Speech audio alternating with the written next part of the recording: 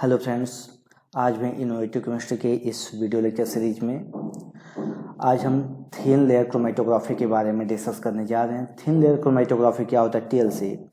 इसमें जो plates use होते हैं वो क्या होते हैं, उसका फंक्शन क्या होता है, इन सारी चीज़ों को हम आपके सामने आज डिस्कस करने जा रहे हैं। लाइन बाय लाइन आपको सब कुछ बताने जा रहे हैं। सबसे पहले हम थिन लेयर क्रोमेटोग्राफी करने जाते हैं तो सबसे पहले हम बॉक्स देखते हैं। बॉक्स पे कुछ चीज़ें लिखा होता है टीएल से। ध्यान देना, ये बॉक्स का इमेज मैं लेकर आया हूँ, ये मर्क का है। इस पर लिखा TLC thin layer chromatography silica gel 60 F254। ठीक है, तो इस पर जो लिखा होता है इसका मीन्स टीएलसी का मीन्स आप जानते हो थिन लेयर क्रोमेटोग्राफी, ए इसका मीन्स हो गया। और सिलिका जेल SiO2 का होता है फाइन पार्टिकल्स। इसका जो मेश साइज होता है, पार्टिकल साइज होता है वो 60 होता है। ठीक है, F का मतलब फ्लोरोसेंस होता है और ये 254 नैनोमीटर पर फ्लोरोसेंस शो करेगा। फिर यहाँ पर जो होता है 25 ग्लास प्लेट्स होंगे। ठीक है, और इनका जो लेंथ और वेट का रेशियो होगा 20-20 का इनका होगा।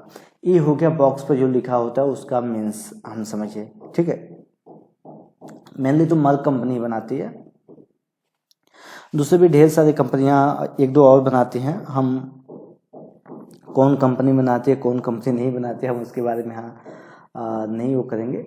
हम सीधा आते हैं इसके बाद जो अब देखो, जो टीएलसी प्लेट होता है कुछ इस तरीके से दिखता है, जो यहाँ पर दिख रहा है आपको कुछ इस तरीके से दिखता है। जो टीएलसी प्लेट होता है इसमें क्या होता है, जो हम यूज करते हैं, जो हमारे लैब में आते हैं, इस प्रकार से होता है टीएलसी प्लेट। ये एल्युमिनियम फाइल का होता है। इसके ऊपर जनरली SiO2 का क्या किया जाता है, SiO2 का कोटिंग किया जाता है। और कुछ केस में क्या होता है एल्यूमिना Al2O3 का भी इस पर कोटिंग किया जाता है। ठीक है, वो अलग अलग केसेस में क्यों SiO2 की कोटिंग की जाती है और क्यों Al2O3 की कोटिंग की जाती है, इसको भी मैं आपको आगे बताऊंगा। हाँ, अब समझना, ये जो होता है इसका आपने मेश साइज, मैंने यहाँ बताया मेश साइज कितना होता है, 60 होता है। ठीक है, मेश साइज मीन्स सिल्की की जो पार्टिकल की साइज वो 60 होती है। अब ध्यान देना, यहाँ पर अगर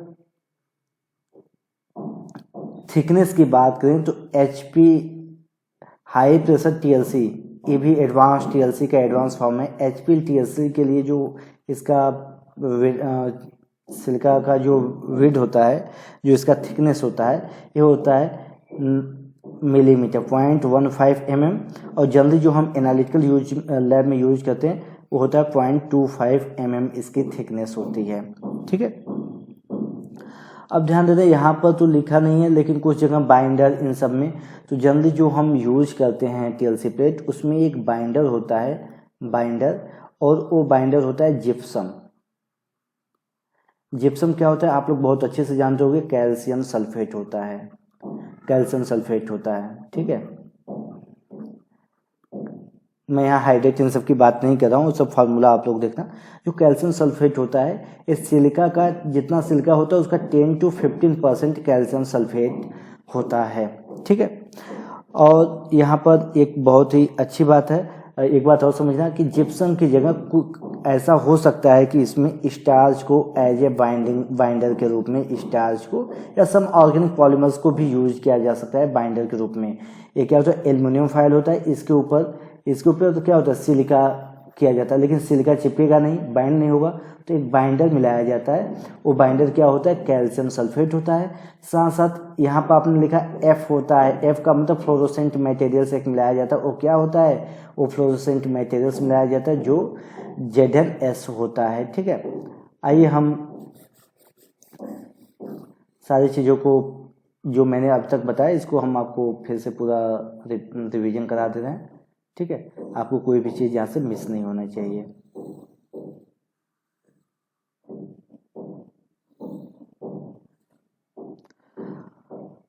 मैंने आपको क्या बताया, मैंने आपको बताया कि जो टीएलसी प्लेट होता है, टीएलसी प्लेट होता है, ठीक है।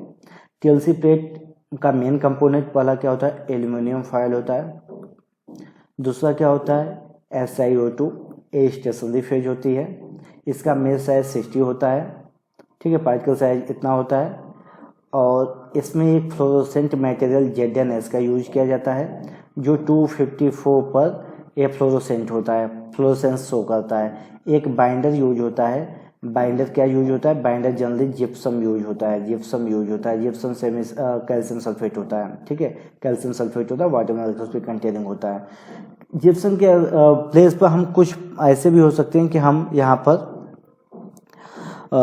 दूसरे भी, जैसे कि हम दूसरे बाइंडर का भी हम यहाँ पर यूज कर सकते हैं, ठीक है, उसके बारे में भी मैंने आपको बताया। SiO2 को ये देखो सिलिकॉन डाइऑक्साइड होता है, ठीक है। इतना चीज़ें आपको समझ में आ गई होंगी।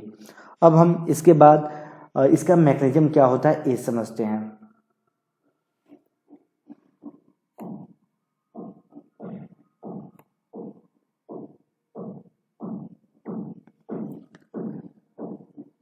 हाँ, इसका मैकेनिज्म हम यहाँ समझते हैं, या इसका प्रिंसिपल क्या होता है। तो प्रिंसिपल हम जानते हैं कि ये क्या होता है। सिंपली आप अगर इसको समझना चाहेंगे तो all compounds have different affinity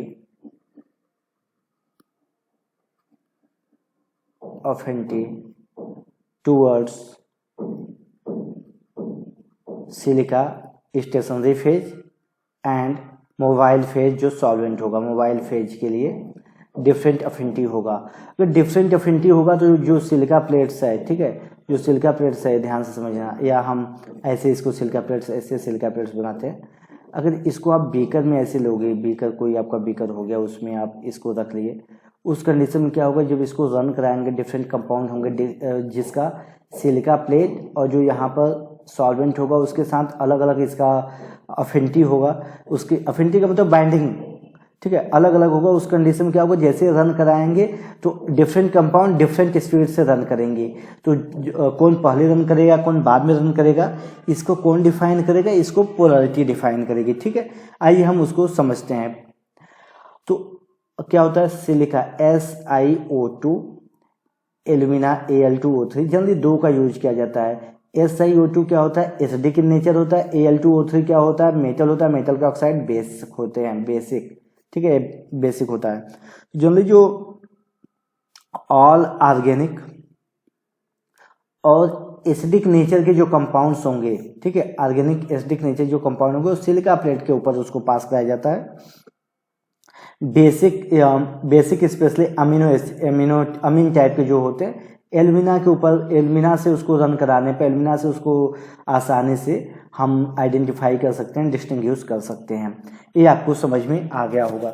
हम अभी इसके और मैकेनिज्म को बताएंगे, उसके पहले हम कितने यहाँ पर वो होते हैं उसके बारे में हम आपको बता रहे हैं। देखिए, टीएलसी के लिए, किसी भी क्रोमेटोग्राफी के लिए आप जानते हो, क्रोमेटोग्राफी के लिए दो चीज़ें जरूरी होती है। पहला होता है स्टेशनरी फेज, स्टेशनरी फेज और मोबाइल मीडिया, ठीक है, मोबाइल फेज होता है। मोबाइल फेज क्या होता है, ये सॉल्वेंट होता है या सॉल्वेंट का सोल्यूशन होता है डिफरेंट रेशियो में। एक क्या होता है, जनरली SiO2 होता है, Al2O3 होता है, एल्यूमिना या सिलिकॉन होता है, ठीक है। ये दो होते हैं। अब हम आपको यहाँ पर समझा रहे हैं कि कौन कौन से mobile phase use, stationary phase use होते हैं, उसको प्लीज़ आप लोग समझिएगा, ठीक है।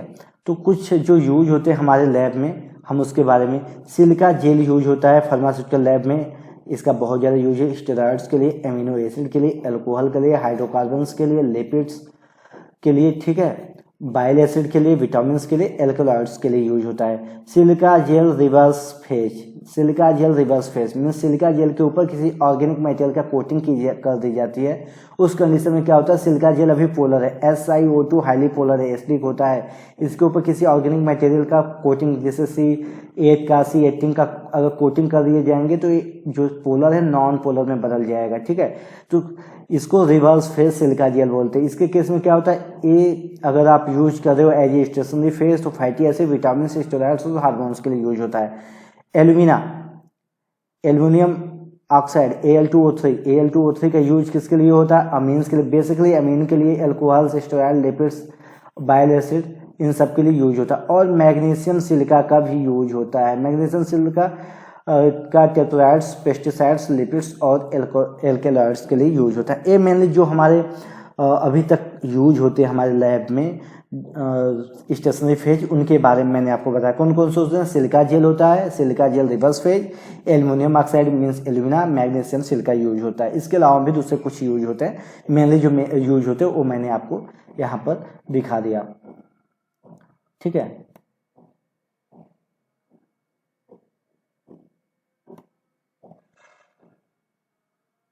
अब मैं आपको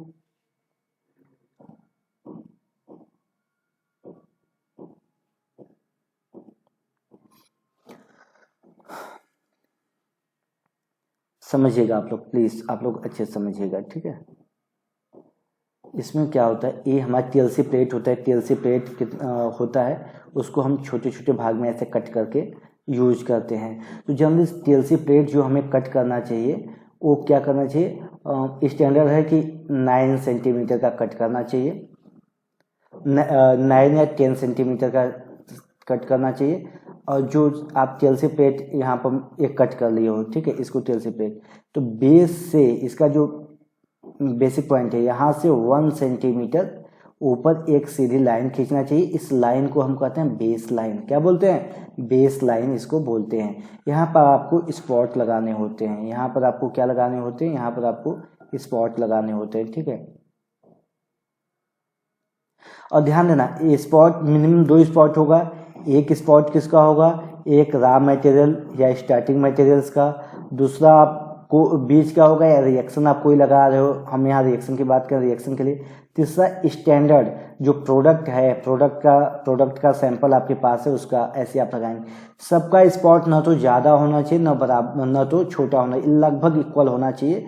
और जो स्पॉट है इसका जो डायमीटर होना चाहिए, डायमीटर 1 to 2 mm से ज़्यादा नहीं होना चाहिए। 1 to 2 mm मैक्सिमम हो गया, इससे ज़्यादा नहीं होना चाहिए, इससे कम होना चाहिए। ठीक है, और इसको जब हम किसी डेवलपिंग चैम्बर में मीन्स आप जनरली तो डेवलपिंग चैम्बर एक आता है, लेकिन अगर आपके पास नहीं है तो आप बीकर में इसको रख सकते हो। बीकर में जब आप रखते हो तो क्या होना चाहिए कि ये जो बेस लाइन है इससे ज़्यादा सॉल्वेंट मोबाइल फेज इससे ज़्यादा नहीं होना चाहिए। ठीक है, इससे ज़्यादा मोबाइल फेज नहीं होना चाहिए और ये धीरे धीरे ऊपर जाएंगे। तो क्या होगा, जिसकी एफिनिटी ज़्यादा होगी उसकी वेलोसिटी, उसकी स्पीड कम होगी। जैसे SiO2 क्या है, पोलर है, हाईली पोलर है। तो इसमें क्या होगा, जो आपका सैंपल ABC लिए तो ध्यान देना, अगर A की एफिनिटी सिलिका के साथ ज़्यादा होगी तो सॉल्वेंट में रन लेट करेगा। तो जिसकी एफिनिटी, मान लो C की एफिनिटी बिल्कुल नहीं है तो सबसे पहले रन कौन करेगा, C करेगा, फिर B करेगा और सबसे स्लो रन A करेगा।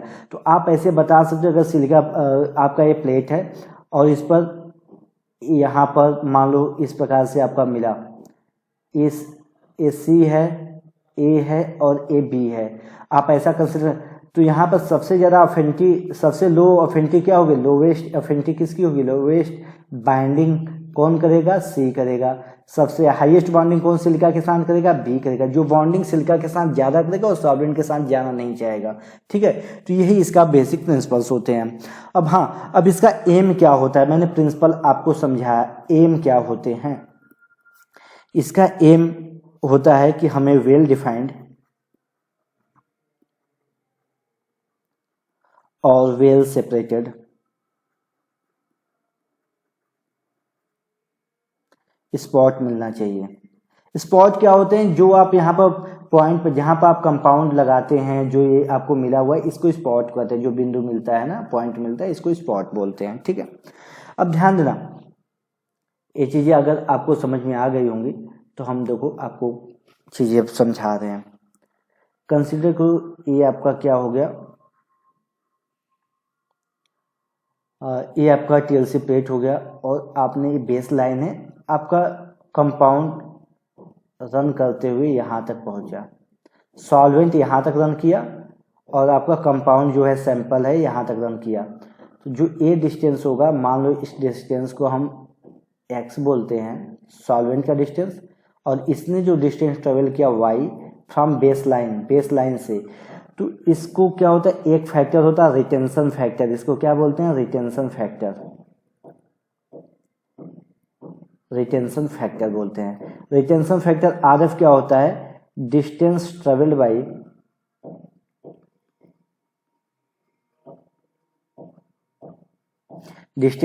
बाई सैंपल्स या कंपाउंड्स फ्रॉम बेस लाइन, इसको डिवाइड करो, डिस्टेंस ट्रेवल्ड बाई सॉल्वेंट या सोल्यूशन, सॉल्वेंट या मोबाइल फेज। ठीक है, सॉल्वेंट बहुत नहीं होगा, बहुत सही अप्रोप्रिएट वर्ड नहीं होगा, बिकॉज क्योंकि जो हम मीडिया यूज करते हैं वो डिफरेंट सॉल्वेंट के मिक्सचर भी यूज होते हैं। तो RF फैक्टर यहाँ से अब क्या होगा, y/x हो जाएगा। अब ध्यान देना, सॉल्वेंट, ये जो कंपाउंड है, मैक्सिमम जहाँ तक सॉल्वेंट गया उससे ज़्यादा तो कंपाउंड नहीं जाएगा। इसका मीन्स कि y हमेशा x के बहुत होगा तो बराबर होगा या तो लेस होगा। यहाँ से आपको क्या समझ में है, रिटेंशन फैक्टर हमेशा 1 से लेस और इक्वल टू 1 होगा। ठीक है, 1 कब होगा, जब हाईली नॉन पोलर होगा तो 1 होगा, जब पोलर होगा तो 1 से कम आएगा। ठीक है, 0 भी हो सकता है, मे बी 0 भी हो सकता है। ध्यान देना, हाईली पोलर है, आपने लो पोलर सॉल्वेंट यूज किया तो उस समय वो रन नहीं करेगा, उस समय रिटेंशन फैक्टर 0 होगा। ये चीज़ें मैंने आपको बताया। ठीक है, अब उसके बाद हम आपको कुछ बताने जा रहे हैं, वो आप समझिएगा।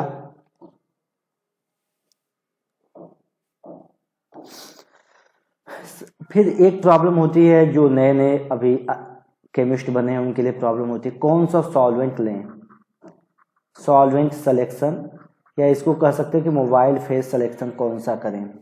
तो अगर जनरली लो पोलर आपका कंपाउंड है, लो पोलर कंपाउंड है आपका, ऑर्गेनिक कंपाउंड है, उस समय आपको जो सॉल्वेंट लेना है वो एथाइल एस्टेट और एनहेक्सेन या पेट ईथर भी आप ले सकते हैं। ठीक है, अगर लो पोलर कंपाउंड है तो आप एथाइल एस्टेट और एनहेक्सेन या पेट्रोलियम ईथर ले सकते हो, और हाईली पोलर अगर आपका कंपाउंड है, सैंपल है, उस समय आपको जो लेना है वो, यहाँ ध्यान देना, एथाइल एस्टेट पोलर है और एनहेक्सेन नॉन पोलर है। यहाँ पर उसी रेशियो में बात करेंगे तो मेथनॉल लेंगे और DCM डाइक्लोरोमेथेन या तो क्लोरोफॉर्म CHCl3 क्लोरोफॉर्म, ये आप यूज करेंगे। और बहुत ही हाईली है, ठीक है, स्ट्रॉन्ग पोलर कंपाउंड है, मोस्ट पोलर कंपाउंड है, उसके लिए आपको क्या करना है, एथाइल एस्टेट, ब्यूटेनॉल,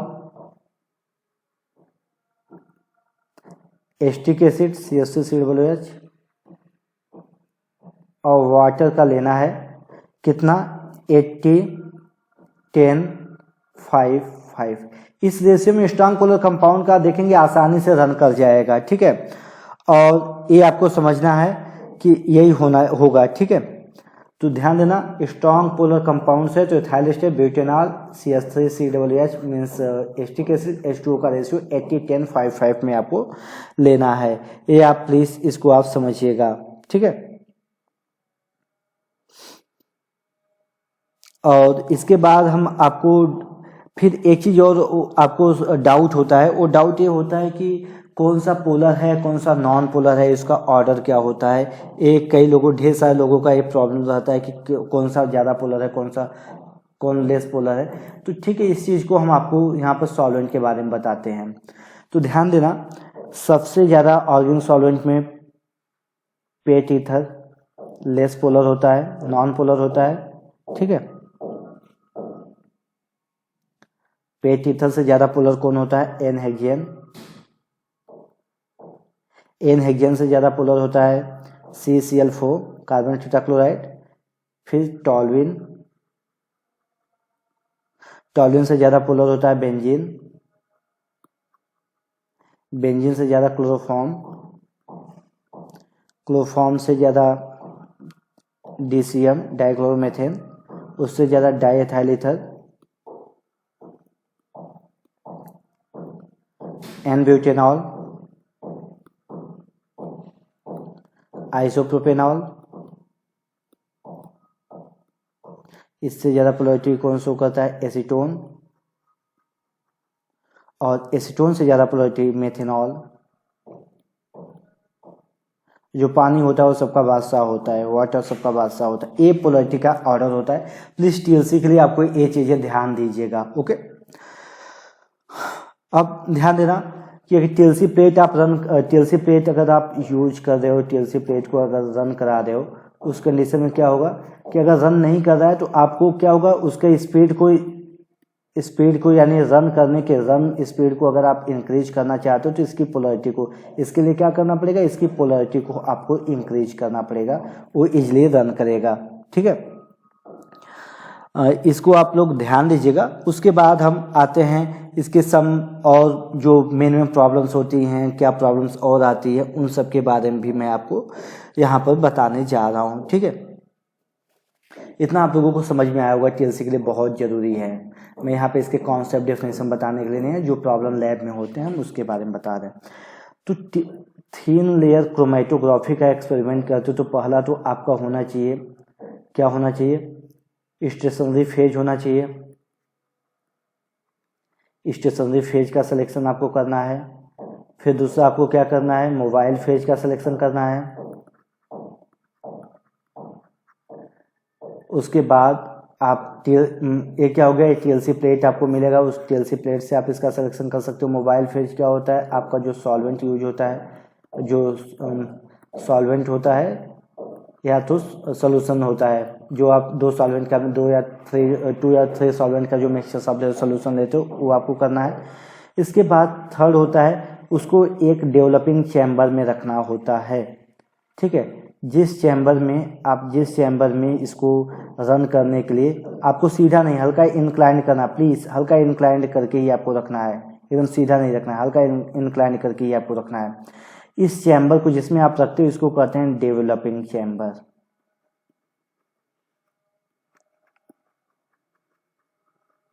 इस डेवलपिंग चैम्बर में जनरली 1 to 2 ml सॉल्वेंट या मोबाइल फेज यूज करना है, ठीक है।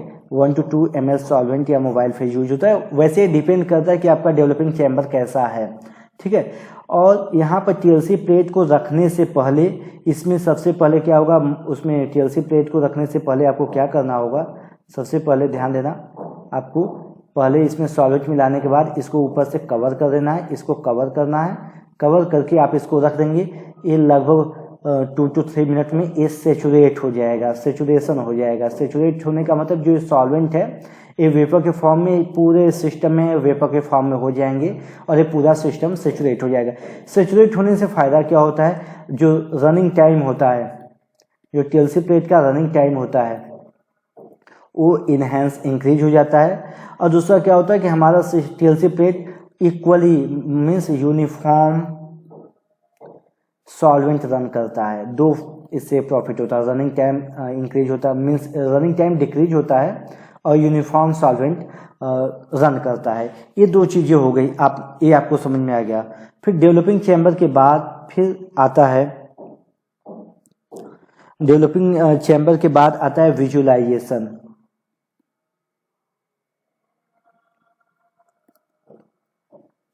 आपने डेवलपिंग चैम्बर में सैंपल को रखा और सैंपल को रखने के बाद वो रन किया, ठीक है। रन करने के बाद फिर आपने क्या किया, रन करने के बाद ध्यान देना, जो आप टीएलसी प्लेट पर रन करा रहे हो, तो मान लो ये बेस लाइन है, रन कराना तो यहाँ पूरा नहीं, इससे थोड़ा सा नीचे तक, जनरली 1 सेंटीमीटर बिलो नीचे तक ही आपको इसको रन कराना है। ठीक है, आप रन करा ली, उसके बाद इसको विजुलाइज कीजिए कि हमारा कैसा स्पॉट आया है, क्या आया है।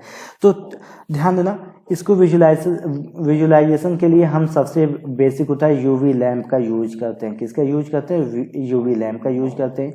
यूवी लैम्प क्या होता है? जो आपका यूवी लैम्प होता है, इसमें एक रेंज तक होता है। यूवी लैम्प आपका एक रेंज तक होता है, और जो रेंज होता है वो 254, जो वहाँ पर लिखा 254 से लेके 360 या 350 नैनोमीटर तक ये फ्लोरोसेंस शो करते हैं। ठीक है, अब इसमें ध्यान देना, इसको क्या कहेंगे? Short range. इसको क्या कहेंगे? Short range. यूवी लैम्प पर लिखा होता है शॉर्ट रेंज। शॉर्ट वेवलेंथ होता है, ये लॉन्ग वेवलेंथ होता है।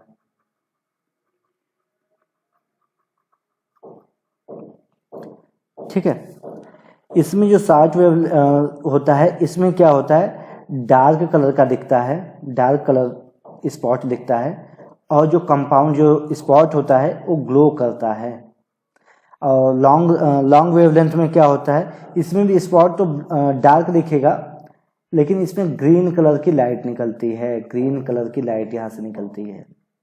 ठीक है, और जो लॉन्ग वेवलेंथ होता है, क्या होता है कि जो सिलिका प्लेट होता है, सिलिका प्लेट, ठीक है, SiO2, ये क्वेंचिंग करता है, एक ब्लॉकिंग इफेक्ट शो करता है, किसके साथ? यूवी के साथ, और हमें सैंपल का स्पॉट क्लियरली दिखता है। ठीक है, ये तो हो गया यूवी के बारे में। इसके बाद हम और भी चीज़ें आपको बताने जा रहे हैं, और भी विजुलाइजिंग एजेंट्स होते हैं। कंसिडर करो यूवी लैंप आपने देखा है, आपको कोई कुछ भी ऑब्जर्व नहीं हुआ, क्या इसका मतलब उसमें कोई कंपाउंड नहीं, उसमें कोई सैंपल नहीं? सैंपल हो सकता है। यूवी लैंप में अगर नहीं दिखा तो आपको आयोडीन चैम्बर में इसको रखना पड़ेगा। आयोडीन चैम्बर कुछ नहीं होता है, एक आपके पास अगर आयोडीन चैम्बर नहीं तो एक डब्बा लीजिए बढ़िया सा, प्लास्टिक का या कांच का, उसमें आयोडीन थोड़े से आयोडीन इसमें रखिए, ऊपर से इसको कवर कर दीजिए। सैंपल को यहाँ पर 2 से 3 मिनट के लिए आप इसको टीएलसी प्लेट को यहाँ पर रखिए। उसके बाद इसको देखेंगे तो ऑर्गेनिक कंपाउंड, देखो जितने भी ये जो होते हैं आयोडीन चैम्बर जो होते हैं, इसमें आप देखेंगे कि जितने भी एरोमेटिक होते हैं और कॉन्जुगेटेड होते हैं, कॉन्जुगेट कंपाउंड होते हैं, ठीक है, या कॉन्जुगेट कंपाउंड या कॉन्जुगेट सिस्टम जो होते हैं, उनका आसानी से विजुलाइजेशन आप यूवी आयोडीन चैम्बर में कर सकते हैं। दूसरा जो इसके बाद आप यूज कर सकते हो पैरा एनिसल्डिहाइड का। ठीक है, पैरा एनिसल्डिहाइड क्या होता है आप जानते हो, इसका स्ट्रक्चर ऐसे होता है,